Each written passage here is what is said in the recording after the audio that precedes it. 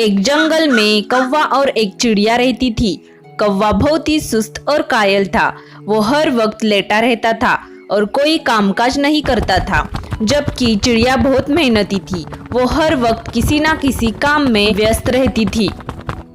एक दिन चिड़िया कौवे के पास जाकर कौवे को कहती है, अरे कौवे भैया, बारिशों का मौसम शुरू होने वाला है। बारिशों के मौसम में घर से निकलना कितना मुश्किल होता है, इसलिए मैंने तो पहले से ही अनाज इकट्ठे कर लिए हैं। अब तुम भी अपने लिए अनाज जमा करके रख लो। तुम्हें याद है ना कि पिछले साल तुम्हें कितनी मुश्किलें आई थी। अच्छा, तो तुम मुझे बातें सुनाने आई हो। अभी बारिशों का मौसम बहुत दूर है। जब बारिशों का मौसम आएगा तो मैं दाने जमा कर लूंगा।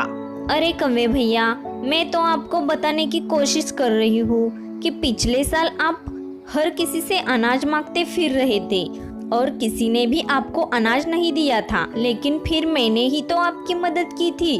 और फिर इस साल मेरे पास अनाज भी बहुत कम है और मैं आपकी मदद बिल्कुल भी नहीं कर सकूंगी।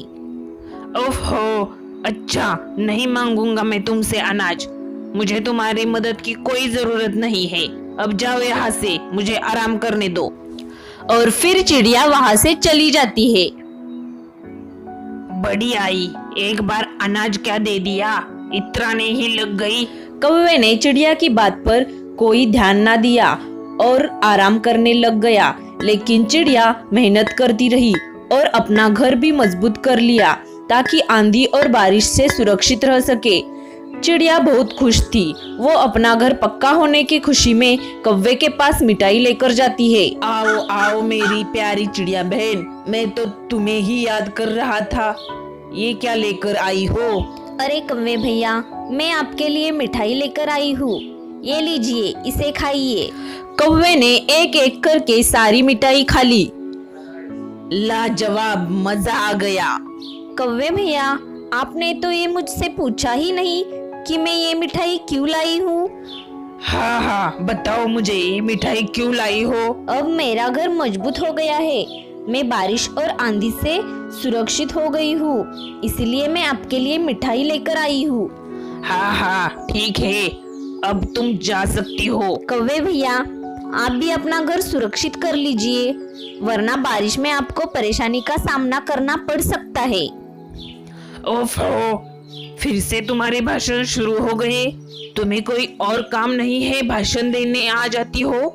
मुझे सब कुछ पता है, मैं इतना बेवकूफ नहीं हूँ। अब चली जाओ यहाँ से और मेरा दिमाग मत खपाओ, मुझे आराम करने दो। कौवे ने बेचारी चिड़िया को बेइज्जत कर दिया और बेचारी चिड़िया दुखी होकर अपने घर की तरफ चली जाती है। एक दिन जंगल में जोरदार बारिश शुरू हो गई। बारिश की वजह से कौवे का घोंसला खराब हो गया था और उसके पास खाने के लिए भी कुछ नहीं था। वो परेशानी के हालात में चिड़िया के घर जाता है और दरवाजा खटखटाकर बोलता है, चिड़िया बहन, मुझे थोड़ी सी जगह दे दो। बारिश की वजह से मैं पूरी तरह भीग गया हूँ। जब तक बारिश रहेगी मैं तुम्हारे घर रहूंगा और बारिश खत्म होने के बाद मैं चला जाऊंगा। अरे कौवे भैया, सारा साल तो तुमने कोई मेहनत नहीं की, ना ही अपना घर मजबूत कर लिया और ना ही अनाज जमा किया। मैं जब तुम्हें समझाने के लिए आती तो तुम कहते थे मुझे भाषण मत दो। अब जाओ यहाँ से, मैं तुम्हारी मदद नहीं कर सकती। जो सुस्ती करता है उसका यही अंजाम होता है। प्लीज चिड़िया बहन, मैं बहुत ही शर्मिंदा हूँ, मुझे माफ कर दो। मैं आइंदा से बहुत ज्यादा मेहनत करूँगा। चिड़िया ने कौवे को अंदर आने दिया और उसे कुछ खाने के लिए दिया। ये लो, कुछ खा लो, लेकिन मेरे घर में तुम्हारे लिए कोई जगह नहीं है। कौवे ने खाना खाया और अपने घर वापस आ गया।